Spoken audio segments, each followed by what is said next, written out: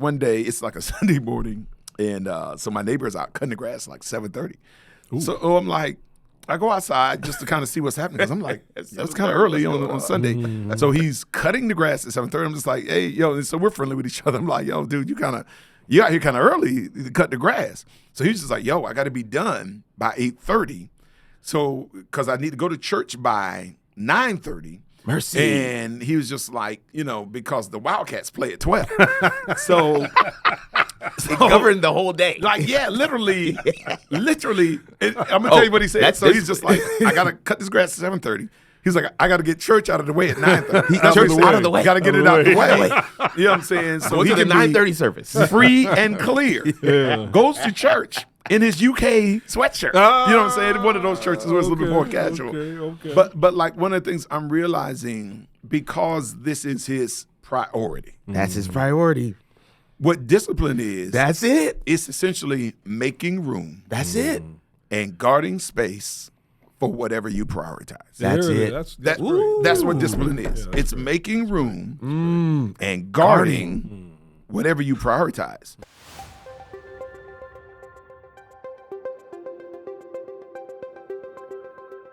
Life can be fast-paced, strenuous, and flat-out overwhelming. Life transitions and taboo topics can make it hard to catch your breath. Welcome to Breathe, a podcast that enables you to slow down, get your bearings, and engage in real conversations where no topic is off limits. Breathe is presented by Breath of Life, hosted by David Person and speaker-director Pastor Debleaire Snell. Boom! Yes, indeed. 2026. 2026. New year. January, We all the way in it now. We are in it. We are in it. Going And for we're it. in it to win it, I like it. Amen. whatever the it may be. Yeah. Get into it. I think on this podcast, one of the it's is establishing new normals. New normals. You see the book here by Pastor Snell. That's right. And you can definitely kind of follow along with us by getting the book. And we urge you to do that. Pastor, where can they get the book? Oh, they can get it, of course, right here at our, well, not right here, but go to our website, www.breathoflife.tv. They'll be able to pick up the book. And if they go to Amazon.com, they can get the ebook or they can get a hard copy. And then there's also a journal companion guide for those that want to take what they read, they want to journal, they want to set goals, they want to write it down. There's a companion guide they can pick up there on Amazon.com. Nice. That's awesome. Yeah. That's awesome. So that's what we're doing this year, establishing new normals. We're going to start off the year that way. And we're glad that you're taking this journey with us. Pastor Snell, Pastor Nugent, Yes, David indeed. Person. If you don't know who we are, if you're just stumbling on to this podcast for the first time, welcome. Welcome. Yeah. Glad to have you with us. And this is Breathe, by the way. So we want to introduce another concept for you to integrate into this pursuit of the new normal. We started off talking last episode about positivity, which I think was a great place to start. And now we want to add another layer to this.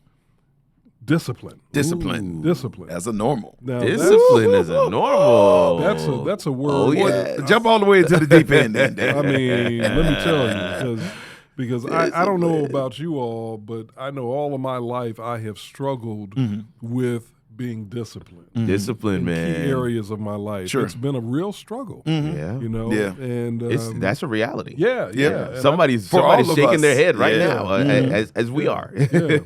So when we talk about discipline, what is it that you have in mind?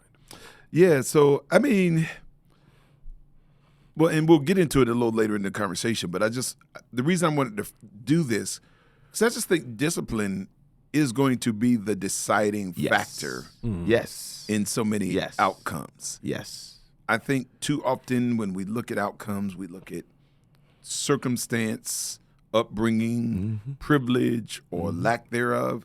But I think at the end of the day, discipline, of course, even the favor of God, but I think discipline is going to be the deciding outcome, which is why I think this is really critical in developing new normals. But if we were to just give, I guess, kind of a working definition of discipline, I would probably frame it this way. Okay. I think it is the denial of immediate pleasure Okay. for the lasting pleasures.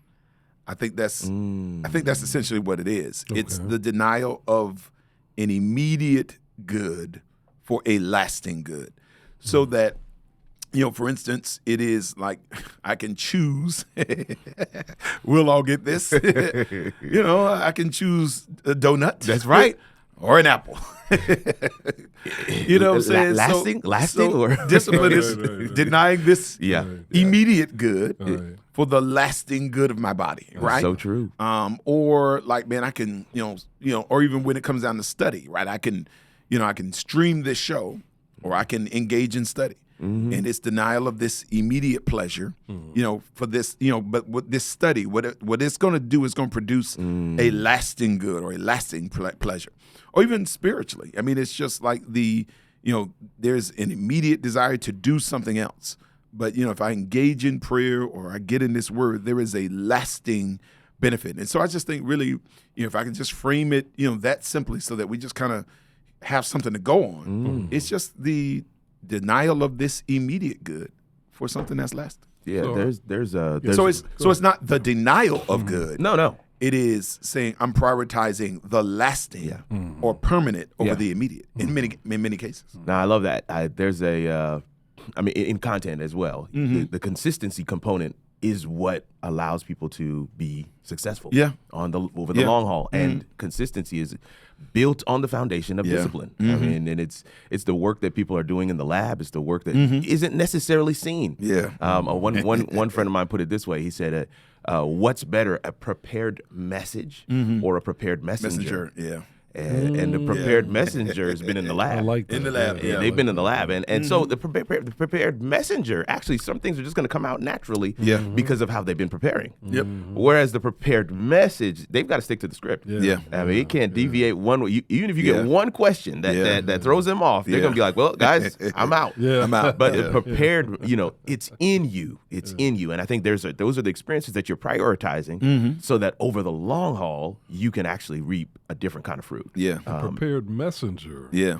And all three of us are public speakers. The prepared messenger is a disciplined person. It Yes, is. it is. It's somebody who has been building up, Yeah, accumulating yeah. over time, exercising certain rhetorical muscles, if That's you it. will, over time. That's it. Yeah, I that definitely good word. resonates with me. Yeah, come on. Now, when we talk about discipline, and Pastor Snell, you said something earlier that I think we should highlight. We're not necessarily saying that.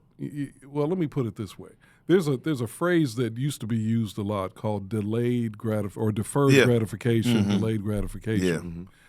That doesn't mean that you can never gratify a certain, let's say, appetite. Yeah. But it really more suggests there's a time and a place. Yeah. And also that in order to really value this appetite or value this thing that will satiate this appetite, you've got to create an environment with your body, your mind, your spirit that is disciplined enough and strong enough to okay, let me then indulge in this for a minute. To tolerate and endure the indulgence for a minute, and then you return back to the discipline. Right? Yep.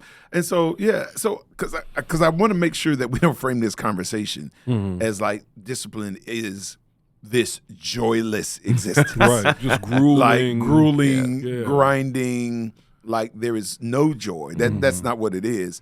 Because I think it's just, recognizing what the priority is in said season. So, it's like the Bible says, there is a time for everything and every endeavor under the heaven. So there's a time to laugh. There's a time to rest. There's a time for leisure. There's a time to be, you know what I'm saying? There's a time that's devoted to all of those things. But a big part of discipline is actually, it's funny because it's not just the strength to do or execute. It is the awareness of what season it is right now. Agreed. Because I just think like the difference between a good student and a bad student is not just intellect. It's not just capacity. It's just like that good student understands, right now, this is the time for me to buckle down and be serious. Exactly. And this is the time for me to, to have leisure, go play ball, do That's whatever right. it is that I do. You know what I'm saying? The people that really thrive or at the top of it's not that they don't have time to leisure, but they know what time it is, and they have a sense of an awareness of this is grind time. Yeah. This is the time to be still. Or even in a successful marriage. It's funny. There are times where there's some wives that are frustrated and husbands think, man, she just doesn't want me to play my video game, or she doesn't want me to have any time or be with the boys. That's not really what she's asking for. She's not saying, I don't ever want you to play your game or ever want you to, be with your guys or go play ball. Mm-hmm. I think what she's saying is, I understand you have your work time, but when you have leisure time, I want some of that. Yeah. You know what I'm saying? You can't do that at the expense of the marriage. Wow. But if you prioritize the marriage, she's going to free you or release you to go and do whatever it is you want to do. She don't want you sitting up under her all day anyway. Come on. It's so true. But it's just a matter of kind of understanding what time it is and what I need to be prioritizing in said season. You said prioritize, and that's the word that kept on coming to mind. Was there is a priority thing that comes on to discipline, but I also look at discipline as investing. Yeah. Yeah, Okay. Very good. Because Very good. you're making a deposit. Yeah. And I want to be clear to the non-disciplined, you're also investing. Yeah. Mm-hmm. Yeah. In your own demise. Yeah. You get what I'm saying? Yeah. So, the indulging, listen, I mean, 1 donut a week, okay. Yeah. 4 donuts a day. Yeah. You're investing. Yeah. You are investing. You will get a reward. Yeah. Now, you might just not like it. Yeah. And so there's, somebody who is disciplined to do the workout every day and is starting to see some of those benefits, right? Yeah. In terms of the way that they feel. I'm not even talking about physique, just the way that they feel, the way that they're able to move. They've made an investment in being able to live that way. Yeah. That discipline is a part of that investment. Yeah. So, but I think if we can frame discipline this way, because I think there are certain people that think I think you got to make a difference between the areas where you're disciplined and the areas where you're strong or passionate. Understood. Yes. So me when I say that, there are certain people that are just more innately passionate about fitness. Oh, that's true. There's some that are a little bit more true. innately passionate about, maybe relationships. Some that are a little bit more innately passionate about study or work.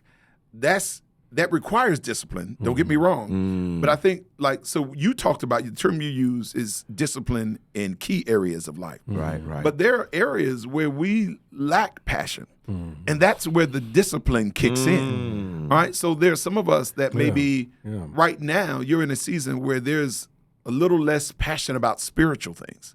That's where the discipline kicks in. Yeah. That's where good. man, I don't really want to do this. I'm not feeling this, but I'm going to assign time and energy to it, and I'm going to follow through anyway. There's some of you, some of us that maybe in terms of maybe working out, in terms of your profession, you're in early, staying late, burning it. But when it just comes down to physical health, it's just there's not really that passion there. But that's where the discipline kicks in. Yeah. It's where, man, I'm going to assign time and I'm going to make it a priority, even though this is not my natural bend or inclination to do so. And so I just think that we got to make sure that we make that distinction between, this is the area of my strength or passion, and I ought to innately create time for these things. But there are some other areas of necessary growth where that passion is not there, and it's going to be decision that drives that, not feeling and or emotion. Love it. There is a concept that I think is embedded in all of this. Balance. Yeah. Okay. Finding balance. So that we're not to go back to some of the analogies you just shared, we're not so invested in work that we allow the time and the energy there to have a detrimental impact on our physical bodies or our emotion, our emotional state, or our spiritual state. Yeah. We're trying to find balance so that all of life is sort of in sync in a way that's to our good. It's funny because, unfortunately, I've had the experience of having to rebuild transmissions on my cars on at least 2 occasions. maybe 3. Yeah, but it's twice on one car. Mercy. And on my current truck. wow. But one of the things I found out, and it wasn't necessarily the issue with my truck. One of the things, what causes a transmission to go bad is when you consistently have imbalance in your tires. Oh, wow. Like, so when the front tire, one is consistently at 32. Oh, wow. Others are at 27 or 25. Or so if your tires are consistently flat or imbalanced, cumulatively over time, I guess it causes the transmission to have to work in a way because things are imbalanced. And so I just think that when you think about it, and this is why the discipline is needed, to where I put time in that spiritual tire, and that relational tire, and that professional tire, and that health tire. Because honestly, it doesn't matter how much air is in your front left tire. It doesn't. If those other tires are flat, You can't move. either your car's going to go, it's not going to move, or the transmission, that pushing agent is going to break down. Wow. It's going to be destroyed cumulatively over time. So you can get by a good amount of time with just putting all this air in this one tire, but eventually it's going to create, an overwhelm that's going to cause all the systems to be compromised. Yeah. That's a powerful analogy. Discipline, man. Oof. That's And I good. just learned something about auto Auto mechanics. mechanics. I didn't know that. I didn't know there was a correlation. I learned it the hard way. Listen. I learned it the hard way. But that is, I think there's such a great principle there to be had, especially from the perspective of discipline. When you look at your own life and from those all those different angles, there could be a desire or sometimes an inclination to look at it a different way. Go ahead. So you said something earlier, so that even if you're, what was the term, wasting time, you're making an investment. Yes. So it's funny because some of us don't need to, what's the term? I don't even know if we need more discipline. We just need to reassign our discipline. Ooh. So even to, it's for instance, so I was living in Lexington, Kentucky. And in Kentucky, the Kentucky Wildcats that's everything. On the other side of the state is Louisville. Where I lived, it's Go Blue, University of let's go. Let's go. University of Kentucky. So it's funny. So one day, it's a Sunday morning, and so my neighbor's out cutting the grass 7:30.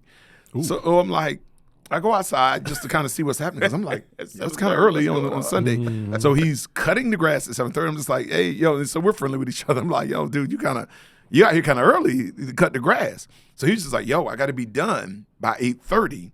So, because I need to go to church by 9:30. Mercy. And he was just like, because the Wildcats play at 12. So It governed the whole day. Literally. And I'm going to tell you what he said. So he's just like, I got to cut this grass at 7:30. He's like, I got to get church out of the way at 9:30. Church out of the way. Got to get it out of the way. You know what I'm saying? So he can 9:30 service. Free and clear. Goes to church in his UK sweatshirt. You know what I'm saying? One of those churches where it's a little bit more casual. Okay. But one of the things I'm realizing, because this is his priority. That's his priority. What discipline is. That's it. It's essentially making room. That's it. And guarding space for whatever you prioritize. That's it. That's what discipline is. It's making room and guarding whatever you prioritize.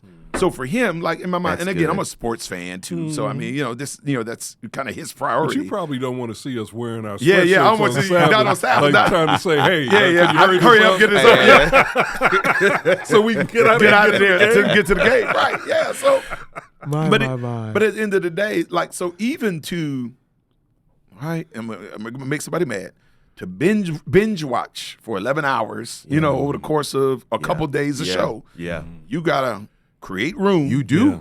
You gotta put a guard There around it is. You're saying, I'm going to let something else die so that this priority can live. Wow. And so I think what we're simply saying is, part of discipline is not just about just how strong you are, your willpower, but it's saying, okay, where am I going to make room? What am I going to put a wall or barricade around to make sure this family priority, this health priority, this spiritual priority, this relational priority, is, in order to make that live, I got to make room for it, and I got to put some walls around it to ensure its survival or its ability to thrive. Time and energy are so much a part of that. Yeah. So where we allocate our time and where we direct our energy really is a reflection of this discipline and this prioritizing that you're talking about. And can I say this? Yeah. So even when we are kind of figuring out the whole discipline thing, it's not just making a distinction between, all right, this important thing and this unimportant thing. It's kind of understanding in said season, all right, this knowing the difference between the good thing and the essential thing. Because I think where we in the season, in the season or today. Yeah. Because honestly, this is like many times, I'm just thinking about myself. Probably some of the tension is, all right, where do I assign my time today? Like, what do I need to give energy and focus to? Because, it's kind of, there are a lot of good things I need to do that have, spiritual merit, will help somebody, so on and so forth. But it is really whittling it down to saying, all right, what are the critical 4 to 5 things that must be done? And even these good things that may have some virtue or merit to them, like I got to be able to lay those things aside because they're not the most critical things today. Because it's not always choosing between good and evil. Right and wrong, like, something of virtue versus things of no virtue. But sometimes you can get bogged down with things that, maybe good things to do, but they're just not the critical things. So good. Yeah. Do you see in the Bible any examples of discipline being implemented in the right way? Yeah, so I think, one of the examples, and it's, I don't know that we have to be quite there, but, Jesus, as he was prioritizing the start of his mission, like he created room and prioritized 40 days of intense prayer and fasting because of what he was about to embark upon. I think that's a tremendous side of discipline. I think even at the cross, when they are mocking him, jeering him, the discipline to say, I don't know if we oftentimes see forgiveness as a discipline, but like to say, Father, forgive them, Mercy. for they know not what they do. I think that is a tremendous demonstration of discipline. Because see, it's one thing to forgive when you're kind of on the low end of the power spectrum. But when you have the power to essentially exact vengeance on everybody in sight, but you choose not to, I think that's a tremendous form of discipline. So I think, there Jesus modeled kind of, the discipline to prepare. I think he modeled the discipline to be able to forgive. And I think one of the things about Jesus, when you look at his life, when you really look at the details of it, like there were times where there were always people and that had these needs and demands and were vying for his time and his attention. But like, what, like one of his constant refrains was, like, I gotta do the will of him who sent me. Like that was like that overarching refrain. Like there'd be times where they wanted him to do that. He'd be like, nah, my time is not yet. Like, like it was like this clarity, like this rigid loyalty to the will of the Father that was expressly given to him. So it didn't matter what they wanted, what was going to please the crowd, what was going to make them cheer for him or call his name. Like, man, it was loyalty to like his purpose and assignment. And I just think, man, if we can live with loyalty to our assignment and say, man, like the deciding tie-breaking factor in what I'm going to do today, is this the will of the Father who sent me? Like, that's what I'm going to do, regardless of what everybody else is saying I need to be doing. Wow. That's great. I think Jesus is, of course, the ultimate example. When you said discipline, what immediately popped in my mind is Noah building that ark. I said to myself, because that's not necessarily. I mean, you got no evidence. No you got evidence. But never seen rain. Never seen rain before. But you've been given an assignment, and he fulfilled it, and he did it with discipline over the course of 120 years, if I'm not mistaken. And he had to, to measurements and instructions and. There's just so many details around that thing. I'm just like, wow, That's a powerful statement. Yeah. Because, I think the other thing, if I could just throw this out there with discipline, because like, all right, so it's early in 2026. Yeah. Man, we're starting these new normals. But again, let me be clear. All you can do, perhaps for some of you who are turning the corners and establishing some new life patterns, all you can do right now is start. But the discipline is not to start a thing. The discipline is not to begin it. Love it. The discipline is not just to write it Love down. it. The Yep. discipline is not to declare it. To a certain extent, those are the easier components. They are necessary components. Yeah. But like as we are in this 21 days of prayer and fasting, the whole shebang, the book, this whole movement, the discipline is in seeing it through to its intended end. And unless you have follow through, Come on.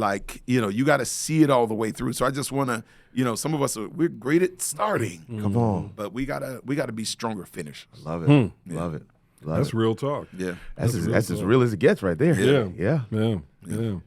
Yeah, because we all know of people who have started off strong. Started strong, Yeah. man. And then you look around and they're sitting on the sidelines. Yeah. You know? In fact, probably the most notable metaphor for this is the real life experience of running a marathon. Running a marathon. Yeah, that's know? true. Yeah, I mean, because the real victory isn't in the time; not the placement. it's in finishing. Yeah. If you can just finish it, That's you have discipline. won a victory. Won a victory. And everybody acknowledges that. Yep. And so you'll see people cheering for that last Last Yes, person. sir. Yes, sir. That And came come across. on, you can do it. Yeah. Because finishing is the victory. Yeah. on. Yeah, well, that's what you're preaching now. He put a little pathos on it there at the end. Well, yeah. because that's the finishing is the victory. It's the victory. Come on. Where's the organist? Play the appeal song. That's right. Where's Dennis? Where's Dennis? Yeah, Baptiste right now. Yeah. One of the Moore twins. We got to give him a week. We got to give him a week. That's all it is. Put him on the which 21 days of prayer. Take a chapter, Doc. Take a chapter. Amen. Oh man. So, final question.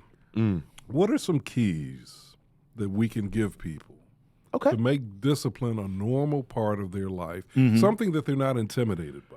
Yeah. Right off the top of my head, I would say a couple of quick keys is when we're talking about discipline, we're also invariably talking about motivators. Yeah. And if you want to stay on something on the long haul, you got to know why you're doing it. And a lot of times we launch out doing something just because we know that it is a good thing to do, but we don't necessarily have a why attached. And so one of the things I would say is, what do you hope to achieve? Yeah. You know, we're doing the 21 days of prayer. I hope that you have written down somewhere. Yeah. What do you be specific? What do you want life to look like at the end of the 21 days? And then you have something to work towards. You have something to keep in mind. You have something to you have a project essentially. That motivation sometimes can be a determinant in terms of being successful in staying disciplined, or just kind of letting it fall off. Yeah. If I could throw in just a few things that just kind of ran across my mind is John Maxwell. I was reading this statement the other day. He says you can change your life if you can just change one. If you can just change one thing. Maybe I'm paraphrasing a little bit, but the gist of it is change one thing, do one thing differently every day than the way you've done it in times past. Okay. And the reason I'm saying this because I think at the beginning of the year, one of the things that causes us to suffer defeat is we want to overhaul every area of life at one time. Got it. And that's not really how humans generally operate in a prolonged way. So I just think that if you can kind of really whittle it down to maybe one or two things that I'm going to do differently every day than how I've done it in years past, that's a tremendous act of discipline. Absolutely. So even if you just say, man, I'm going to change the way I talk to my spouse every day. Like if you can accomplish that, that is a seismic shift in the way the dynamics of your home operate. That's right. If you can just, if you can change, your exercise routine, if you can just do that, make that one change. If you can change spiritually. So I just think that's one, and then the other thing is living in today. So, Jesus kind of even taught his disciples to pray, give us this day our daily bread. He tell us, don't even worry about tomorrow. And there's an author, Mark Batterson. He essentially says, the theme of one of his books is you can do anything for a day. Yeah. Like you can do anything for a day. Like, you can be spiritual. You can eat a certain way. You can treat people a certain way. You can do it one day at a time. Yeah. But he talks about this term he uses called habit stacking. But you can only stack habits one day at a time. That's it. So I just think mentally, like what we do is we're kind of thinking kind of too big, like the whole year, 2026, the next 5 years, but really like dial in on today. Yeah. And then a part of discipline too is because like what we tend to do is kind of put it in this exacting kind of context. But really, in order to forge any habits, you actually got to give yourself a lot of grace. Like when you fall short of said goal or objective, the Bible says just man falls 7 times again. Everybody rises up. Like no matter how weak you are in an area, no matter how inconsistent you are, no matter how many times you fall short, you know what you got to do the next day? You just got to stand back up. That's it. And you just got to ask God for a new supply of grace and help and strength, and ask him to be your portion. Because I just think that, with any good habit I formed, before it became a habit, and it was probably inconsistent, sporadic, fell short, asking God for strength to try and do it again, so on and so forth. So I just think, you gotta make grace a part of your formula for anything that you're going to do differently this year. Yes. Because, none of us go from this non-habit or bad habit to this good pattern in an uninterrupted way. That's right. Like, no, you got to make grace a part of the formula. And no matter how many days consecutively to your fall, you got to get back up again. That's Man, Yeah. you have touched a nerve. That's the one right there. Because I'm a big believer in grace, because I know just out of my own experience, it is so easy to be hard on yourself and down on yourself, because you don't achieve a goal. Yeah. And we have to learn how to be gracious. And it's funny because being hard on yourself, it doesn't make you do better. Nope. It just makes you give up. Nope. It just makes you stop trying. Yeah. But grace keeps you going. Mercy. Yeah. Judgment settles you where you are. Yeah. Mercy. Yeah. Woof. One of my mentors was the late Dr. Benjamin Reeves. And he used to, when he was the president of Oakwood, he used to issue at the end of the ceremony, before the graduates would leave, he would issue this statement. He would say, it was a quote, and I think the quote came from a gentleman named Sir Andrew Barton, if I remember correctly. And the quote was, "I'm hurt. Yeah. I'm hurt, but I'm not slain. I'll lay me down and bleed a while. Yeah. And then I'll get up Yep. and fight Right again. again. Yep. And that is what we have to do. Get up and fight again. Get up and fight again. Come on now. And give ourselves the good. Look at- grace. He preaching today. He's on it. That's why I just sat there looking He's at on him. it Come on. today. You didn't see the cleric? Come on. Yeah. You see that? DJ, come on, DJ, we need you right now. We need you. My. Yeah, that's a good one right there. Yeah, That's it it. I like really that is. quote. Hurt. Very good. So with this discipline, not slain. That's Ooh. it, man. That's it. Oh, that's good. We have to, as we pursue discipline, as Pastor Snell said, it's a daily process. And if you don't meet the mark or standard that you had in mind one day, don't give up. Don't give up. Lay down and bleed a while, then get up the Yep. next day That's and it. start again. That's Give it. yourself the grace to pursue it. It's a journey. And I think we weren't taught that enough. I know at Yeah. least my generation Sure. wasn't Yeah. in the church, Yep. that the grace, being in relationship with God is a journey. It's a journey. Yep. And we have Of to a be, lifetime. And we have to be gracious to ourselves Yep. and allow God to be gracious to us Yeah. as we pursue the relationship with Him. Yeah. Love it. And All right. and if I could just give that one Yes. last, discipline is not Yes. the thing of the strong. It's for the dependent. It's the oh God. That's what it is. It's for the dependent. It's not about who I am, I what am. I can do. Yeah. It's what I can do as I lean on His everlasting arms. I love it. So Let the church say amen. let the church say amen. That's the Yeah. recipe right there. That's it. That's it. All right, folks, we want you to take the journey with us. The New Normals. New Normals. Is the name of the book. And you can get this. Tell them once again, Pastor, where you can get it. Go to our website, www.breathoflife.tv. You can get the book, or by this time, we're deep in our 21 days. Yeah. You want to get it quick, you want to go to Amazon.com, and you can also get the companion journal as well. So those you want to write down your thoughts, your goals, your prayers. It's just a really cool little guide that kind of aligns with the book that'll just kind of push you a little bit further. Yeah, and if you are just joining us, you know, and you're a little bit behind, you can go back on Facebook or YouTube, and you can catch up with start at day one. Yeah, at day one. Yeah, That's right. Go back to day one. That's right. And that also applies to those of you who are still, still getting more sleep in at 6 a.m. Yeah. You Come can back get and up later rewatch. come Come back. on. Yeah. All right. God bless you as you join us on this journey. And don't forget to stop, pray, and breathe. Breathe is produced by David Person for Breath of Life. Executive producer is Debleaire Snell, and sound engineer is Kirk Nugent. Audio episodes of Breathe can be found on Apple, Spotify, or Google podcast platforms. For video episodes and extra content, check out the Breath of Life YouTube channel. Breath of Life is faith-based content, resources, and programs from a contemporary urban perspective for those looking for hope and guidance. We believe that every breath we take is a testimony that God is consistent, that He loves us, and has a plan for our lives.